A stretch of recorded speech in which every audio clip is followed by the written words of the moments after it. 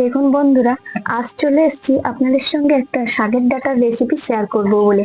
তার জন্য আমি বাগান থেকে এক গাদা নোটে শাক তুলে নিয়েছি। দেখুন, এটা অনেকে সাদা শাকও বলে থাকেন। প্রথমে ডাঁটাগুলো আমি ভালো করে ধুয়ে পরিষ্কার করে কেটে নেব, আর এর সঙ্গে দেব একটু সরু সরু করে কেটে রাখা বেগুন আর আলু। আজকে আমি নোটে শাকের ডাঁটার চচ্চড়ি বানাবো। তার জন্য কড়াইয়ে দিয়েছি সর্ষের তেল। তেলের মধ্যে দিয়ে দিলাম চিংড়ি মাছগুলো। চিংড়ি মাছগুলো একটু নুন আর হলুদ দিয়ে হালকা করে ভাজবো। ভাজা হয়ে গেলে এবার কড়াইয়ে আবারও একটু সর্ষের তেল দিয়ে শুকনো লঙ্কা ফোড়ন দিচ্ছি, আর দিচ্ছি একটা বড় পেঁয়াজ কুচি। পেঁয়াজ কুচিটা একটু ভাজা ভাজা হওয়ার পর এতে 4-5টা কাঁচা লঙ্কা দেব। কাঁচা লঙ্কা আর পেঁয়াজ চিংড়ি মাছ খুব ভালো করে ভেজে নেওয়ার পরে একে একে গুঁড়ো মশলাগুলো দিচ্ছি নুন, কালার হওয়ার জন্য দিচ্ছি একটু লঙ্কার গুঁড়ো, হলুদ গুঁড়ো আর জিরে গুঁড়ো।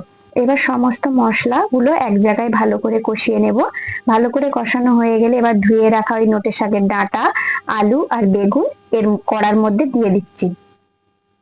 এবার সমস্ত মশলার সঙ্গে নোটে শাকের ডাঁটার সবজিটা ভালো করে কষিয়ে নিতে হবে।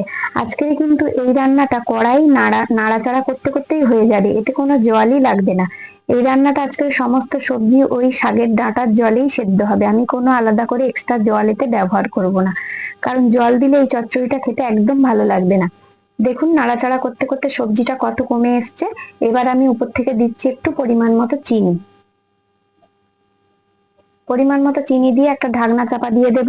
এবার 10 মিনিট পরে এটা রস একদম শুকিয়ে এলে নামিয়ে নেব। দেখুন, একটা প্লেটে আমি নামিয়ে নিয়েছি। একদম নোটে শাকের ডাঁটার চচ্চড়ি রেডি। চিংড়ি মাছ, আলু, বেগুন দিয়ে নোটে শাকের এই ডাঁটার চচ্চড়িটা খেতে খুবই ভালো লাগে। আপনারা একবার এইভাবে ট্রাই করবেন।